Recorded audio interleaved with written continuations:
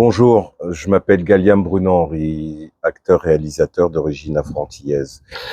Alors, normalement, c'était Bruno-Henri, mais il y a Galiam qui est venu s'ajouter à mon prénom et mon nom de naissance. Galiam, pourquoi Galiam? Parce que j'avais toujours eu cette envie de retrouver mes origines africaines, mes origines profondes. La première fois que j'ai mis le pied en Afrique, c'était au Burkina Faso. Et j'ai été danser dans la compagnie d'Irène Tassambedo. Et là, c'est la première fois que je mettais les pieds en Afrique. Et je me rappelle, quand je suis descendu de l'avion, Irène m'a regardé, m'a dit alors, moi je me suis baissé au sol, j'ai embrassé le sol, et j'ai regardé Irène, et je lui dis, qu'est-ce que je me sens bien ici. Et ça a été ma première expérience, parce qu'on a dansé devant le roi, qui a son palais, et après, on a dansé, je crois que Sankara, il était encore là, c'était l'année avant sa mort, quoi. Et du coup, je suis retourné plusieurs fois en Afrique, plusieurs fois j'ai été tourné en tant qu'acteur. Et comment dirais-je, à chaque fois que je vais là-bas en Afrique, en fait, je sentais comme si c'était chez moi, c'était une évidence, quoi, dans le sens où j'avais une espèce de vide intérieur que j'avais besoin de combler. Donc je l'ai comblé en ayant fait tous ces voyages et en ayant dansé et en étant joué, en ayant visité le pays et tout. Mais j'avais besoin d'avoir une identité africaine dans le sens aussi où à chaque fois que j'ai été tourné en Afrique, il y a des gens de là-bas qui se disaient ouais, Bruno Henry il est bien, mais c'est pas un vrai Africain. Et quand je venais tourner aux Antilles, on disait ouais, Bruno Henry il est bien, mais il a trop une tête d'Africain.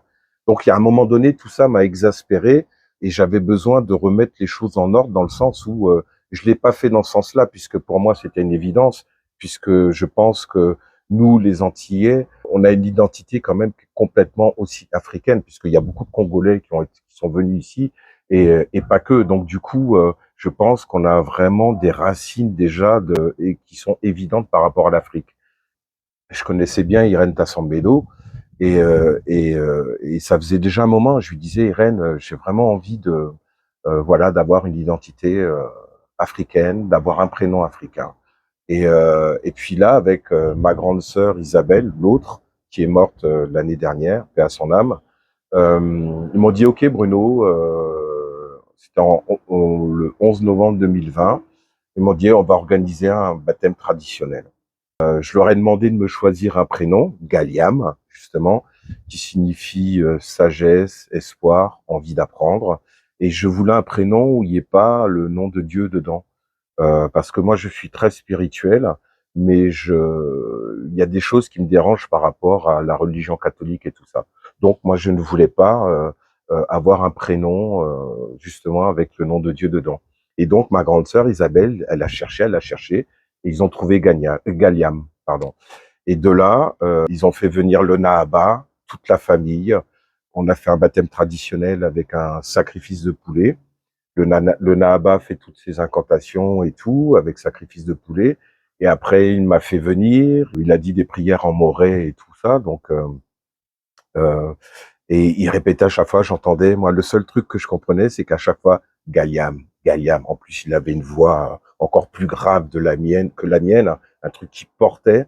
Et moi, il y a quelque chose qui montait, il y a quelque chose qui se remplissait à l'intérieur au fur et à mesure que la cérémonie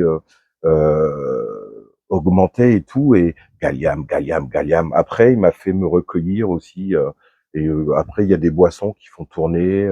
Donc chacun boit dans un verre, tous les membres de la famille, on boit un verre qu'on partage. Et après, il m'a fait me recueillir tout seul en connexion avec tout le processus du baptême. Puis à la fin, il a dit Galiam, bienvenue dans la famille. Et là, il m'a fait me lever et t'as tous les membres de la famille Tassambedo, qui est en file indienne, qui sont venus vers moi et qui m'ont pris dans les bras. Ils m'ont dit bienvenue mon frère Galiam. Et j'ai fait toute la famille comme ça. Et moi, je pleurais, mais je pleurais comme un gamin. Et, euh, et tout d'un coup, tu sais, il y a un vide qui s'est comblé, quoi. Il y a quelque chose qui m'a rempli tout d'un coup, qui m'a donné une espèce de force. Et le Nahaba, il m'a dit, tu sais, c'est du sérieux et tout ça, parce que là, voilà, c'est une vraie connexion, c'est un vrai baptême. Et moi, ça a été un des plus beaux jours de ma vie, quoi, parce que, en fait, l'Afrique, pour moi, c'est vraiment quelque chose qui m'apporte une force, malgré toutes les horreurs par rapport à la colonisation, par rapport à, à l'esclavage, à tout ce qu'il y a eu, mais justement, pour moi, c'était une façon de me reconnecter et de faire vibrer l'Afrique à travers mon parcours artistique, mais pas que, parce que je fais aussi vibrer les Antilles, parce que il y a une partie de moi qui vient aussi d'ici, Guadeloupe, Martinique, Guyane, mais j'avais besoin justement de cette fusion entre les deux, parce que de toute façon, je pense qu'à l'origine, cette fusion, elle existait déjà, quoi. Donc pour moi, c'était une évidence. Et du coup, maintenant, de plus en plus, je demande à tous mes amis, à la famille, de m'appeler Galiam, parce que j'ai mis Galiam en premier, Galiam Bruno Henry, parce que c'est un prénom qui me correspond, c'est un prénom qui me porte, c'est un prénom qui sonne avec mon émotionnel, et ça, c'était important pour moi. Et depuis, bah, je m'engage partout quand je tourne des films. Je demande à ce qu'on mette Galiam Bruno Henry sur les contrats. Surtout, je demande à ce qu'on mette Galiam Bruno Henry. Et la prochaine étape, c'est faire une carte d'identité là-bas au Burkina et avoir mon passeport et ma carte d'identité africaine. Et après, c'est que du papier parce que moi, déjà, à l'intérieur de tout ça, je me sens déjà fier et fort par rapport à justement à ce baptême, par rapport à ce qu'il y a eu. Et du coup, je me retrouve avec plein de frères et sœurs là-bas, plein de cousins. Déjà, j'en ai beaucoup aux Antilles, mais du coup, c'est un truc qui est complètement décuplé. Et quelque part, je me sens en phase et je me sens complètement en adéquation avec l'énergie que véhicule l'Afrique, avec la force, avec la créativité, tout ce qui s'y attelle, quoi. Bah moi j'ai envie de continuer. Bah là je pars tourner en Côte d'Ivoire. Faut que je retourne voir ma famille au Burkina. J'ai commencé à prendre des cours de ka parce que ça c'est une autre connexion. Parce que le tambour là-bas c'est le djembé, mais ici aux Antilles c'est le ka. Mais il y a une connexion entre les deux. Je mets en avant aussi quand je vais là-bas. Bah, je rencontre plein de stylistes et tout ça, et du coup je m'habille, je ramène des choses de là-bas que j'offre ici aux Antilles, un peu partout, pour montrer, faire en sorte que la culture africaine continue à être mise en avant, parce qu'il y a énormément de belles choses, d'ailleurs, dont l'Europe s'inspire, parce que je trouve que l'Europe et tous les autres pays du monde s'inspirent énormément de l'Afrique. Et du coup, ce qui serait bien, c'est que l'Afrique reprenne possession de cette force créative qu'elle a depuis le départ, quoi. Et pour moi, les bienfaits d'être complètement africain, parce que je le suis maintenant de par mon baptême, bah voilà, moi ça m'a rempli, ça me nourrit, ça m'apporte une force, quelque chose qui me manquait, ça a comblé un vide en fait, et ça m'a permis moi de redémarrer. C'est comme une renaissance, quoi, quelque part. C'est comme une renaissance. C'est comme si tout d'un coup, tu sentais que ton existence reprenait un nouveau souffle, un nouveau souffle.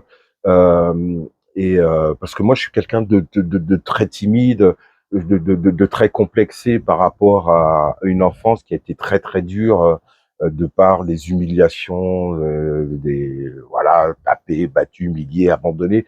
Donc, si tu veux, pour moi, ce remplissage émotionnel, ancestral, culturel et tout ça, ça m'a, ça m'a apporté une force, quoi. Ça m'a redonné une espèce de truc de combativité et de croyance en moi-même. Parce que le fait, c'est pas le tout de porter un prénom et qui s'appelle et tout ça, c'est qu'après, ça te permet aussi toi de rentrer en connexion avec toi-même et de travailler sur tes mots MAUX en fait. Et moi, à chaque fois, et des fois quand je vais pas bien, ben je regarde le ciel comme ça et puis je parle au Nahaba et je me dis, bah, je suis sûr qu'il m'écoute, qu'il m'entend, parce que pour moi, même si le baptême s'est fait là-bas, il y a une connexion qui passe dans voilà dans l'univers, dans la lumière ou dans quelque chose, tu vois, qui te rejoint Et c'est marrant parce qu'à chaque fois que j'ai évoqué le Nahaba, je dis écoute, j'ai besoin de ton aide, je me sens pas bien et tout ça. Et le lendemain, il s'est passé quelque chose de magique. Tu vois, c'est peut-être con à dire, mais moi je crois plus en ça que réciter des psaumes ou tout ce que tu veux, parce que après je dénigre pas les autres religions. Je dis moi ce qui me fait du bien personnellement. Et du coup, ça a résolu beaucoup de choses parce que ça m'a permis justement, ça m'a apporté des solutions qui sont venues de là-haut, mais le là-haut est connecté avec l'intérieur. Donc du coup, ça te permet après de dépasser des situations un peu difficiles et ça te permet de continuer à avancer, à avancer, à avancer. Et plus on avance sur soi-même, sur justement cette intériorité et cette force, parce qu'on est tous dotés de ça. Et plus on avance là-dessus, plus après ce que tu rejettes à l'extérieur, forcément sera quelque chose de beau, de positif, de force. Parce que moi, tous les gens qui sont autour de moi, je sais pas, j'ai l'impression que je suis un aimant où tous les gens, j'attire. Tu sais, les gens, ils viennent à toi, il y a des choses qui viennent à toi. Les gens, ils aiment parler avec moi. J'ai été dans des réunions bouddhiques, j'ai parlé avec les gens, ils disent, oh, mais toi, t'es bouddhiste, et toi, t'es ceci, toi, t'es cela. Je dis, non, moi, je suis juste moi. Bruno, un être humain, Galliam.